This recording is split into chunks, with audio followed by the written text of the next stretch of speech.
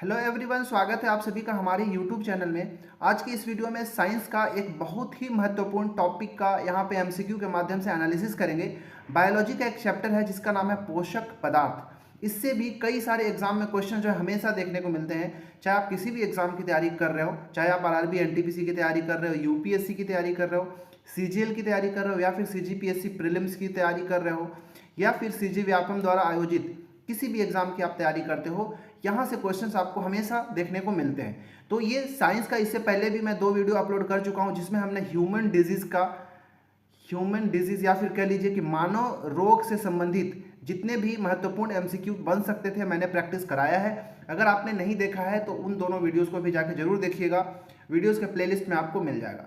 साथ ही साथ अगर आप चैनल में पहली बार आए तो आप हमारे चैनल को भी सब्सक्राइब जरूर कर लीजिएगा, ठीक है। और वीडियो अच्छा लगे तो लाइक भी कर लें और अपने दोस्तों के साथ शेयर भी कर सकते हैं। हमारा टेलीग्राम चैनल भी आप जरूर ज्वाइन कर लीजिएगा, ठीक है। टेलीग्राम चैनल को ज्वाइन करेंगे तो वहाँ पे आपको वीडियो का नोटिफिकेशन मिल जाएगा।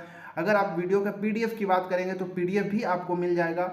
साथ ही साथ किसी भी प्रकार का अगर डाउट होता है तो आप सभी का वहाँ पे डाउट भी क्लियर किया जाता है। तो चलिए शुरू करते हैं आज की इस वीडियो को और बढ़ते हैं क्वेश्चन नंबर 1 की ओर।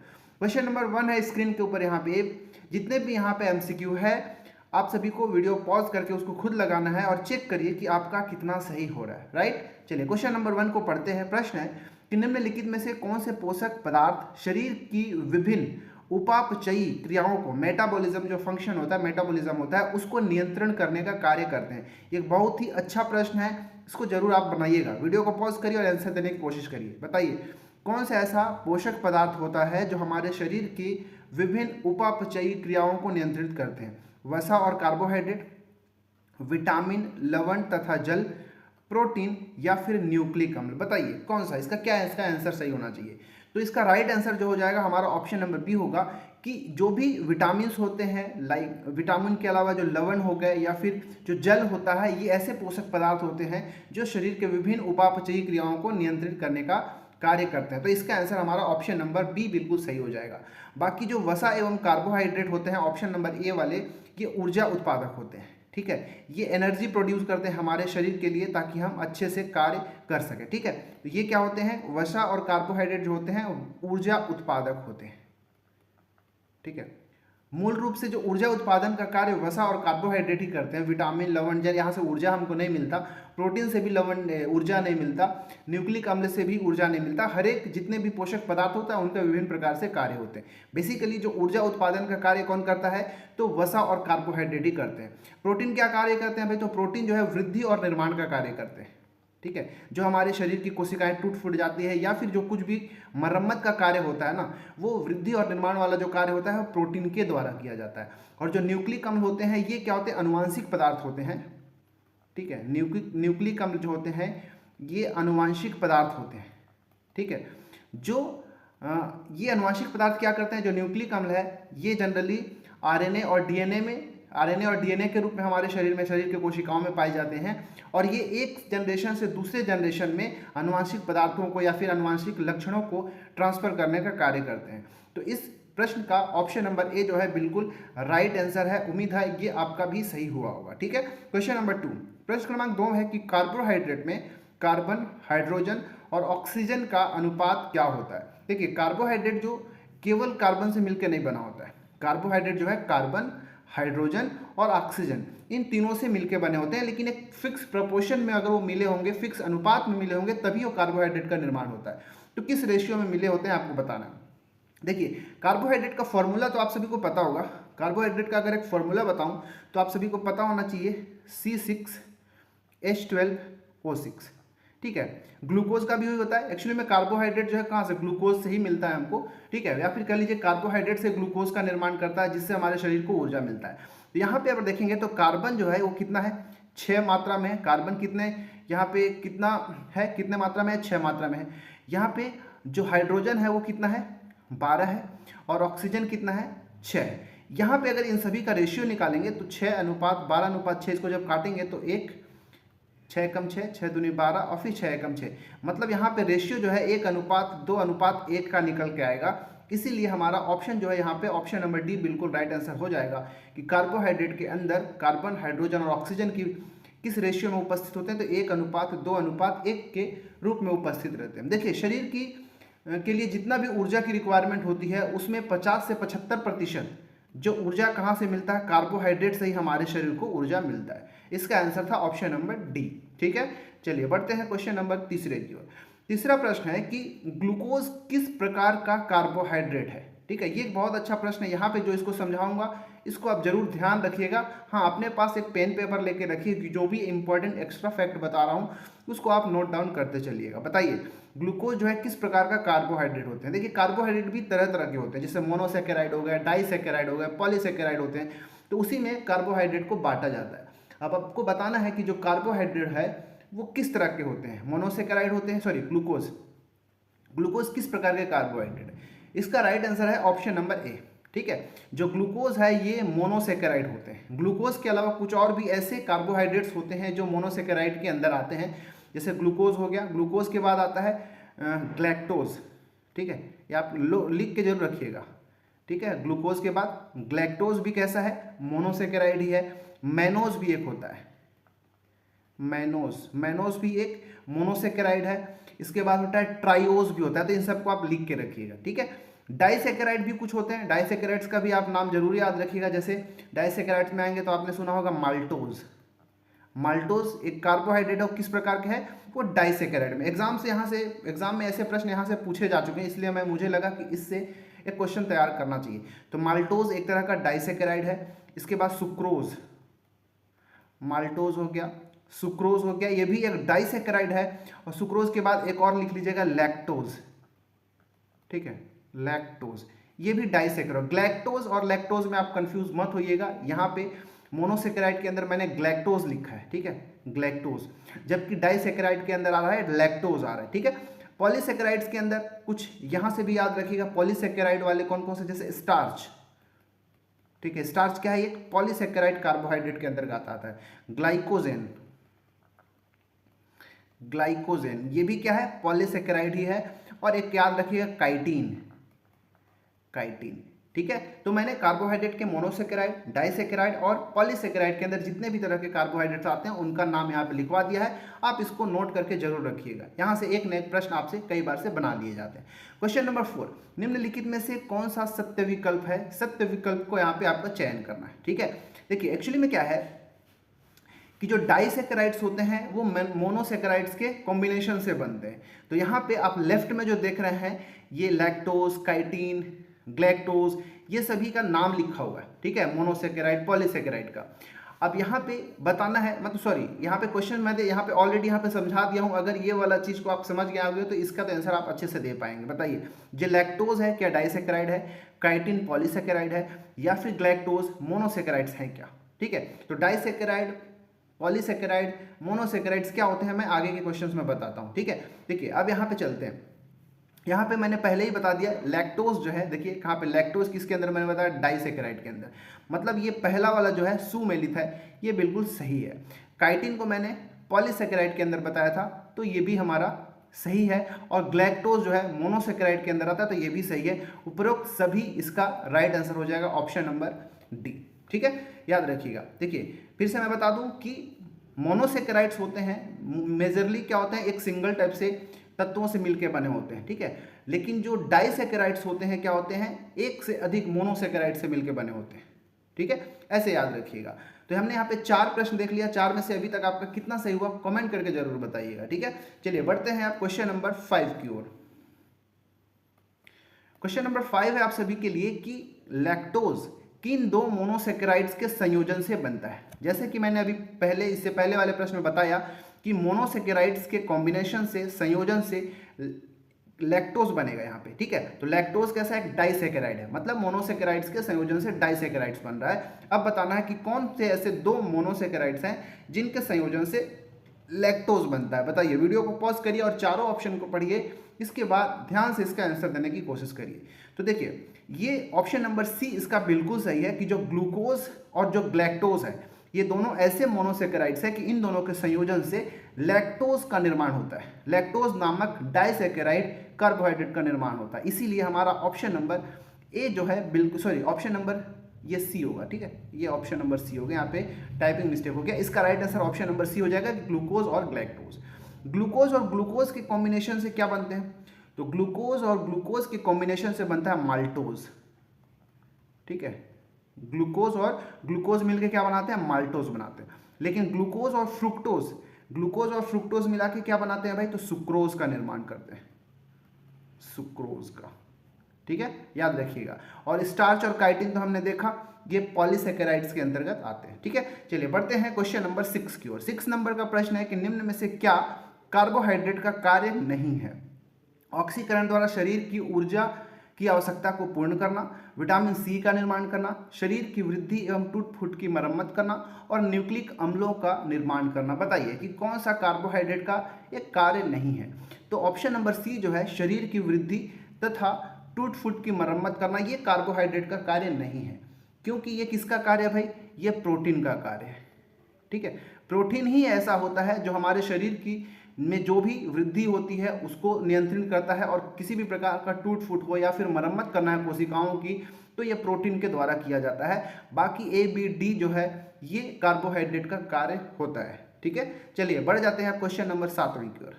7वां प्रश्न है कि प्रोटीन शब्द, ठीक है, प्रोटीन शब्द का सर्वप्रथम प्रयोग किसने किया था? फंक ने, जे बर्जेलियस ने, हनीमैन ने या फिर अलेक्जेंडर फ्लेमिंग ने? किसके द्वारा प्रोटीन शब्द का प्रयोग सबसे पहली बार किया था? इसका सही आंसर है ऑप्शन नंबर बी, जे बर्जेलियस के द्वारा सबसे पहली बार प्रोटीन शब्द का प्रयोग किया गया था, ठीक है। फंक के द्वारा क्या किया गया था भाई?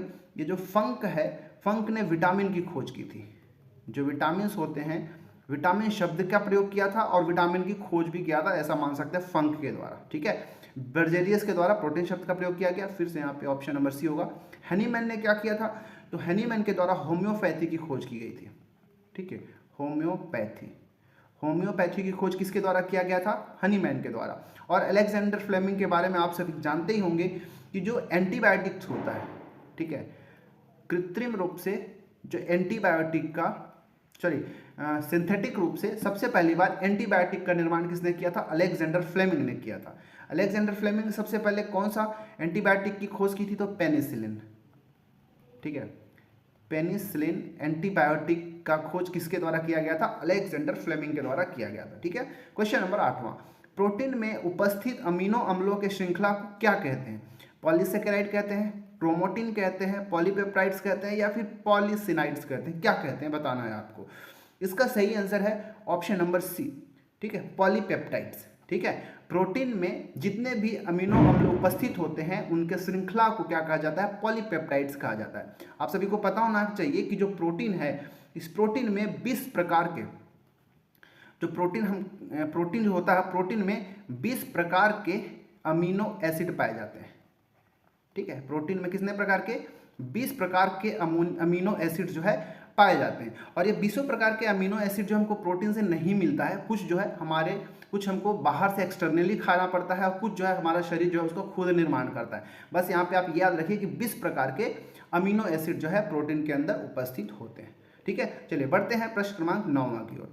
9वां प्रश्न है कि निम्न में से कौन एक व्युत्पन्न प्रोटीन है? बताइए, एक अच्छा प्रश्न है, इंपॉर्टेंट प्रश्न है, याद रखिएगा कि कौन चारों में से ऐसा प्रोटीन है जो व्युत्पन्न प्रोटीन है, ठीक है। बताइए, ग्लोबुलिन्स, ग्लाइकोप्रोटीन, पेप्टोन या फिर क्रोमोप्रोटीन? क्या बताना है आपको। वीडियो को पॉज करिए और इसका आंसर देने की कोशिश करिए। देखिए एक्चुअली में ये व्युत्पन्न प्रोटीन होते क्या है भाई? तो जो प्राकृतिक प्रोटीन के जलीय अपघटन से बनते हैं उनको हम क्या कहते हैं? व्युत्पन्न प्रोटीन्स कहते हैं। क्या बोल रहा हूँ कि जो प्राकृतिक प्रोटीन होता है, नेचुरल प्रोटीन्स होते हैं, प्राकृतिक प्रोटीन के जलीय अपघटन से, ठीक है, प्राकृतिक प्रोटीन के जलीय अपघटन से जो प्रोटीन का निर्माण होता है उसको हम व्युत्पन्न प्रोटीन कहते हैं। और जो पेप्टोन है, ऑप्शन नंबर सी, पेप्टोन होता है एक तरह का व्युत्पन्न प्रोटीन के अंतर्गत आते हैं। और बाकी ये दोनों आप जो देख रहे हैं, बी और डी, ग्लाइकोप्रोटीन और क्रोमोप्रोटीन, ये दोनों के दोनों किसके अंतर्गत आते हैं? तो ये संयुग्मी प्रोटीन है, ठीक है। कैसे हैं ये संयुग्मी प्रोटीन होते हैं। इसके बाद जो ये ग्लोब्यूलिन्स देख रहे हैं ना, ये एक तरह का सिंपल है, सरल प्रोटीन के अंतर्गत आता है, याद रखिएगा। सरल प्रोटीन क्या होता है? जो केवल प्रोटीन से बने होते हैं, सरल प्रोटीन क्या हो गया? जो केवल प्रोटीन के ही बने होते हैं उनको हम सरल प्रोटीन के अंतर्गत रखते हैं। चलिए प्रश्न क्रमांक 10वां है कि प्रोटीन की कमी से बच्चों में शारीरिक वृद्धि रुक जाता है और उनमें खाली स्थान नामक एक रोग हो जाता है। ये भी एक बहुत शानदार प्रश्न है, क्योंकि ये प्रश्न जो है कई बार पूछे जा चुके हैं। बताइए चारों में से कौन सा ऐसा विकल्प वाला रोग है जो प्रोटीन की कमी से बच्चों के अंदर होता है और उनकी जो शारीरिक वृद्धि होती है बच्चों में इसकी कमी से रुक जाता है? बताइए इसके होने से। क्वार्शियोरकर, मरासमस, रिकेट्स या फिर पांडु रोग? बताना है इसको। बहुत ही अच्छा प्रश्न है। यहाँ पे चारों के चारों जो विकल्प है उसको मैं समझाऊंगा, कैसे होता है ये भी बताऊंगा। ठीक है, वीडियो को पॉज करिए और इसका आंसर देने की कोशिश करिए। तो यहाँ पे ऑप्शन नंबर जो ए है क्वार्शियोरकर, ये हमारा सही आंसर होगा, क्योंकि जब बच्चों के अंदर प्रोटीन की कमी हो जाती है तो उनका शारीरिक वृद्धि रुक जाती है। क्योंकि उनमें एक क्वार्शियोरकर नामक एक रोग हो जाता है प्रोटीन की कमी से। कई बार से डायरेक्ट ऐसे ही पूछ लिया जाता है कि प्रोटीन की कमी से कौन सा रोग होता है, तो क्वार्शियोरकर। देखिए ये मरासमस जो रोग है ना, आप देख रहे हैं ये भी प्रोटीन की कमी से ही होता है। ठीक है, ये भी प्रोटीन की कमी से ही होता है, लेकिन ये बच्चों के अंदर नहीं, ये वयस्क में होता है। ठीक है, जो वयस्कों के अंदर ये वाला मरासमस नामक बीमारी होती है और ये भी प्रोटीन की कमी के कारण ही होता है। और रिकेट्स तो आप सभी को आई थिंक पता ही होगा कि ये जो है विटामिन डी की कमी से होता है। ठीक है, विटामिन डी की कमी से रिकेट्स नामक रोग हो जाता है। ठीक है, और विटामिन, ये देखिए एक चीज भी याद रखिएगा कि पांडु रोग के बारे में बता देता हूँ कि जो विटामिन B12 है, विटामिन B12 जो है B12 है, इसके कारण, इसके कमी के कारण पांडु रोग होता है, एनीमिया भी होता है। ठीक है, दोनों याद रखिएगा कि विटामिन B12 के कमी के कारण एनीमिया भी हो जाता है और पांडु रोग भी होता है। ठीक है, तो इसका आंसर था ऑप्शन नंबर ए, बिल्कुल सही आंसर। चलिए बढ़ जाते हैं क्वेश्चन नंबर 11 की ओर। 11 नंबर का प्रश्न है कि वसा, ग्लिसरॉल और खाली स्थान का एक एस्टर होता है। ठीक है, पहली बात तो ये कि जो वसा है एक प्रकार का एस्टर होता है, लेकिन किससे बना होता है? ग्लिसरॉल और किसके कॉम्बिनेशन से एस्टर का निर्माण होता है? वसीय अम्ल, कार्बोहाइड्रेट, प्रोटीन या फिर विटामिन? सही इसका आंसर है ऑप्शन नंबर ए।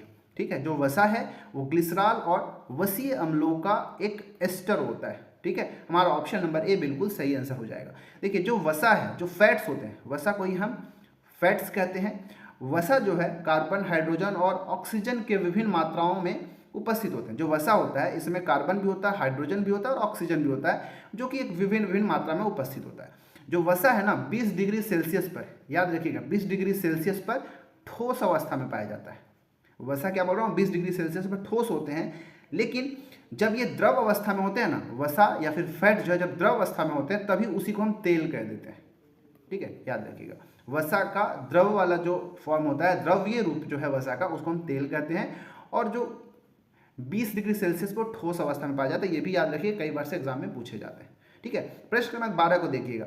यहाँ फिर से समझाने वाला हूँ थोड़ा सा वसा के बारे में। निम्नलिखित में से कौन सा एक संतृप्त तेल है? मछली का तेल, वनस्पति तेल, नारियल का तेल या फिर उपरोक्त सभी? बताइए कौन सा ऐसा है जो संतृप्त तेल है, बताना है। देखिए जो यहाँ पे ठोस है, जो हमने बताया कि जो ठोस का जो लिक्विड फॉर्म रहेगा उसी को हम तेल कह दिए। ठीक है, जो वसा है, वसा का ही लिक्विड वाला द्रव्य रूप जो है वो तेल के रूप में कहलाया। ये जो तेल है दो प्रकार का हो जाएगा। ठीक है, या फिर ऐसा कह लीजिए कि जो वसा अम्ल है, जो वसा अम्ल है, ये दो प्रकार के होते हैं, दो रूप में पाया जाता है। एक होता है असंतृप्त, एक हो गया हमारा असंतृप्त और दूसरा हो गया संतृप्त। असंतृप्त और संतृप्त दो प्रकार में ये हो जाते हैं।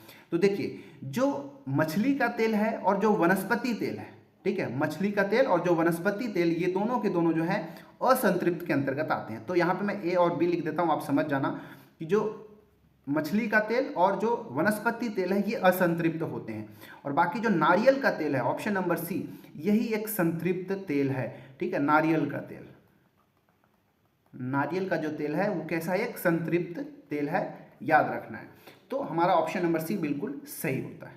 ठीक है, याद रखिएगा। और जो असंतृप्त वाले होते हैं, मछली का तेल और वनस्पति तेल, ये किसके अंतर्गत आते हैं, असंतृप्त के अंतर्गत आते हैं, मैंने तो बता दिया। चलिए अब आपको याद भी रखना है। क्वेश्चन नंबर 13 की ओर बढ़ते हैं। प्रश्न क्रमांक 13 है कि मानव शरीर में वसा या फिर फैट्स का संश्लेषण कोशिका के किस अंग में होता है? कोशिका द्रव में, कोशिका केंद्र में, कोशिका द्रव्य में, लाइसोसोम में या फिर माइटोकॉन्ड्रिया में? बताइए कहाँ पर वसा का संश्लेषण मानव शरीर में होता है? कोशिका के किस अंग में होता है? ये भी एक बहुत ही अच्छा प्रश्न है, इंपॉर्टेंट प्रश्न है, बताइए। तो इसका सही आंसर हो जाएगा ऑप्शन नंबर डी, माइटोकॉन्ड्रिया। क्योंकि आप सभी को पता होगा कि माइटोकॉन्ड्रिया के अंदर ही ऊर्जा का निर्माण होता है, ठीक है। कोशिकाओं के अंदर जो माइटोकॉन्ड्रिया होता है वहीं पे ऊर्जा का निर्माण होता है, और इसीलिए जो माइटोकॉन्ड्रिया होता है उसको कोशिका का पावर हाउस कहा जाता है, ठीक है। कोशिका का जो पावर हाउस है वो किसको कहा जाता है? माइटोकॉन्ड्रिया को कहा जाता है, क्योंकि यहाँ पे वसा का संश्लेषण करके ऊर्जा का निर्माण किया जाता है। इसीलिए हमारा ऑप्शन नंबर डी जो है बिल्कुल सही आंसर होगा। अच्छा, एक क्वेश्चन पूछता हूँ, बताइएगा कि कोशिका के किस अंग को सुसाइडल बैग कहा जाता है? सुसाइडल बैग या फिर कह लीजिए आत्महत्या की थैली कहा जाता है। कमेंट करके आप लोग बताइए, आत्महत्या की थैली कोशिका के किस अंग को कहा जाता है? कमेंट करके आप लोग जरूर बताइएगा। चलिए, प्रश्न क्रमांक 14 है कि विटामिन का आविष्कार किसने किया था? फंक ने, एडवर्ड जेनर ने, यूरेन कॉलमेट ने, या फिर क्रिश्चियन बर्नार्ड ने? ये भी एक बहुत अच्छा प्रश्न है, यहाँ से पूछे जाते हैं ऐसे प्रश्नों को। बताइए कि विटामिन का आविष्कार किसने किया था? तो इसका आंसर तो मैं ऑलरेडी पहले जो डिस्कस कर चुका हूँ। राइट आंसर इज फंक, ठीक है। ऑप्शन नंबर ए सही है कि विटामिन का आविष्कार फंक के द्वारा किया गया था, ठीक है। ऑप्शन नंबर ए जो है बिल्कुल सही आंसर है।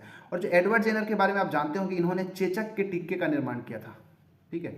जो चेचक होता है उसका टीका का खोज किसने किया था? एडवर्ड जेनर ने। यूरिन कॉलमेट तो आप ये भी जानते होंगे कि जो बीसीजी का टीका है, ठीक है, बीसीजी टीका की खोज किसने किया था? यूरिन कॉलमेट के द्वारा। और क्रिश्चियन बर्नार्ड जो है इन्होंने क्या किया था? तो हृदय प्रत्यारोपण, हृदय प्रत्यारोपण, हार्ट ट्रांसप्लांट आपने सुना होगा।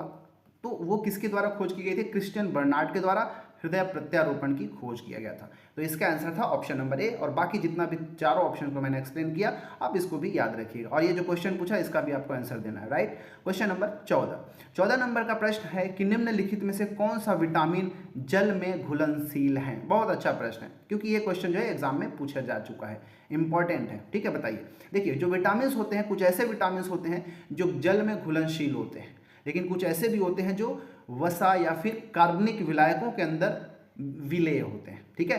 तो इसका आंसर ऑप्शन नंबर सी सही है। विटामिन बी और विटामिन सी ये दोनों ऐसे विटामिन हैं जो जल में भी घुलनशील हैं, ठीक है। बाकी विटामिन डी, विटामिन ई और विटामिन के, ठीक है, विटामिन डी, विटामिन के और विटामिन ई, ये तीनों के तीनों जो है वसा में, ठीक है, वसा में या फिर कह लीजिए उसके अलावा कार्बनिक विलायकों में, ठीक है, कार्बनिक विलायकों में घुलनशील है। तो ये पूरा याद रखिएगा कि कौन सा विटामिन जो है वसा में घुलनशील है और कौन सा जल में। तो जल में विटामिन बी और विटामिन सी घुले हैं, और डी, के, ई जो है ये वसा और कार्बनिक विलायकों में विलय होते हैं, ठीक है। चलिए, प्रश्न क्रमांक 16, निम्न में से कौन सा विटामिन का संश्लेषण सूर्य प्रकाश के द्वारा होता है? देखिए, बताइए, vitamin B, vitamin D, vitamin C या फिर विटामिन ए? कौन सा ऐसा विटामिन है जिसका संश्लेषण सूर्य के प्रकाश के द्वारा होता है?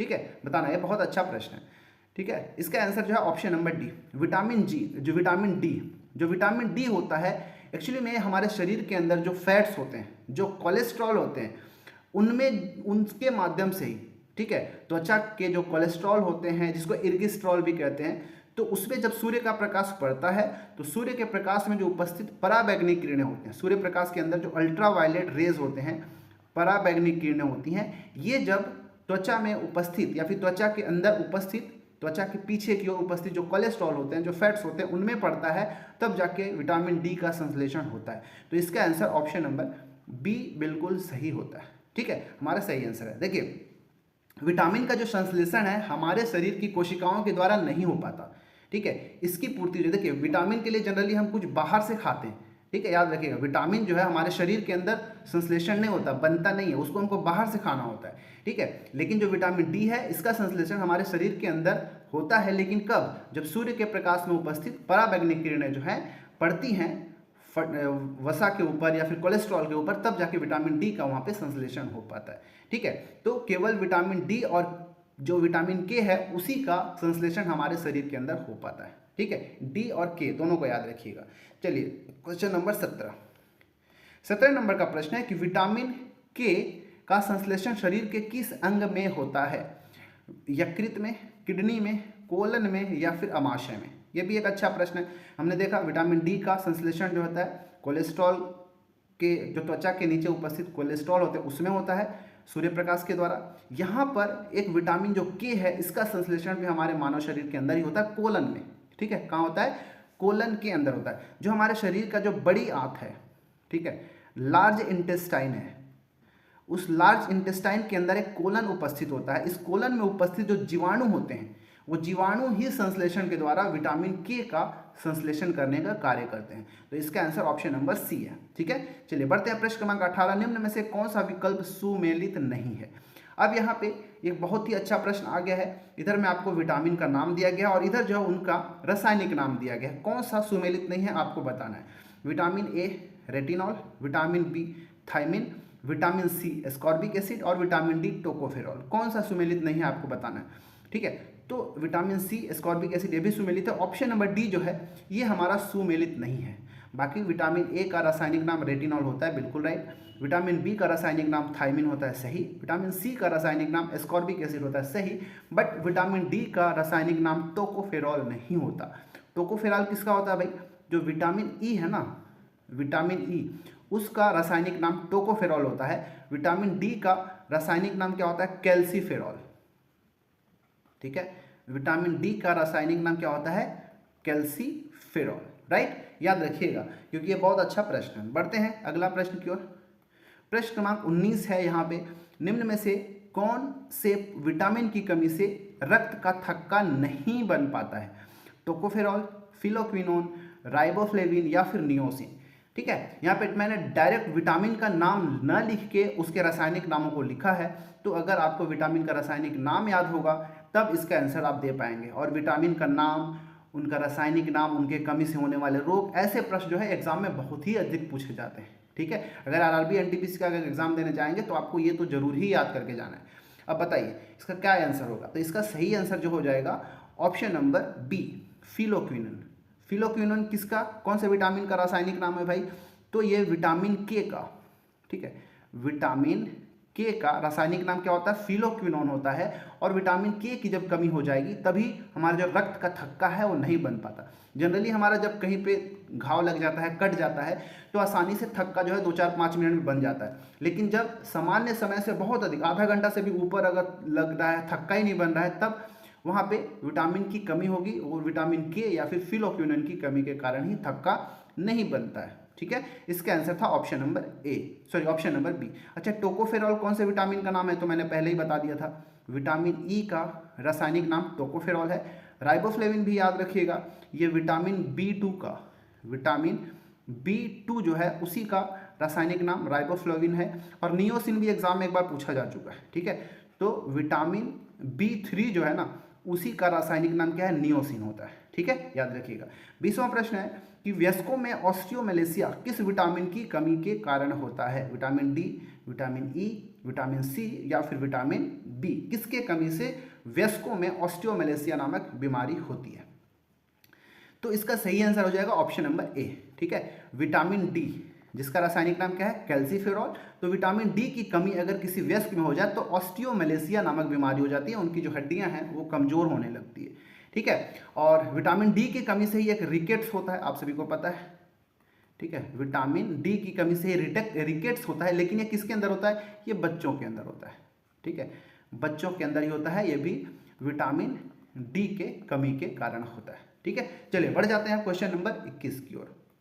21वां प्रश्न है कि विटामिन B12 का रासायनिक नाम क्या है? B12 का रासायनिक नाम जो है बहुत अधिक कई बार पूछा जा चुका है। ठीक है, बताइए, बायोटीन, फॉलिक अम्ल, नियोसिन या साइनोकोबालामिन। ठीक है, एक क्वेश्चन यहाँ पे पूछता हूँ, कौन सा विटामिन है, कौन सा ऐसा विटामिन है जिसमें कोबाल्ट पाया जाता है? पहले तो ये कमेंट करके आप लोग बताइएगा। ठीक है, कौन सा ऐसा विटामिन है जिसमें कोबाल्ट पाया जाता है? अब आते हैं क्वेश्चन नंबर 12 की ओर। बताइए कि विटामिन B12 का रासायनिक नाम क्या है? तो इसका सही आंसर ऑप्शन नंबर डी है, साइनोकोबालामिन। ये विटामिन B12 का रासायनिक नाम होता है। ठीक है, अच्छा यहाँ पे बाकी का भी आपको याद रख लेना चाहिए। जैसे विटामिन बायोटीन किसका नाम है? तो विटामिन B7 का रासायनिक नाम बायोटीन होता है। और बायोटीन वगैरह ना बालों के लिए बहुत आवश्यक होता है, जिसमें कमी हो जाती है बायोटीन की, वो इनका हेयर फॉल होने लगता है वाइटनिंग होने शुरू हो जाता है बालों का, तो बायोटिन की कमी के कारण। B7 फॉलिक अम्ल किसका है, तो B11 विटामिन B11 की कमी से विटामिन B11 का रासायनिक नाम फॉलिक अम्ल है।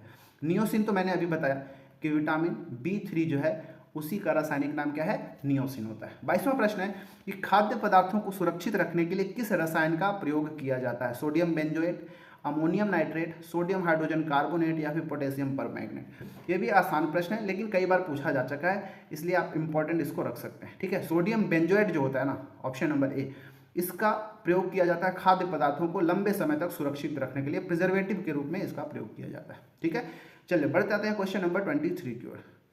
23वां प्रश्न है कि निम्न में से कौन सा पोषण तत्व आनुवंशिक गुणों को एक से दूसरी पीढ़ी में पहुंचाने का कार्य होता है। आई थिंक ये प्रश्न जो है मैंने पहले ही इसको डिस्कस कर चुका है, इसको मैं छोड़ता हूँ, होमवर्क है ये, जो है आपको कमेंट करके बताना है इसका राइट आंसर क्या होगा। ठीक है, कि कौन सा ऐसा पोषण तत्व है, ठीक है, जो आनुवंशिक गुणों को एक जनरेशन से दूसरे जनरेशन में ट्रांसफर करता है। ABCD में से कौन सा सही है। 24 नंबर का प्रश्न है कि गर्भवती महिलाओं में किन तत्वों की कमी हो जाती है। ठीक है, हम सभी को पता है कि जो खनिज होते हैं, खनिज पदार्थ हो गए या फिर खनिज लवण हो गए, वो भी हमारे शरीर के मेटाबॉलिज्म को नियंत्रित करते हैं। ठीक है, उपापचयी क्रियाओं को नियंत्रित करते हैं, ये भी आवश्यक होता है। लेकिन जो गर्भवती महिलाएं होती हैं उनमें इन तत्वों के, इन खनिजों की कमी हो जाती है। बताइए, आयरन कैल्शियम की, आयरन कार्बन की, हाइड्रोजन ऑक्सीजन की या फिर सोडियम मैग्नीशियम की।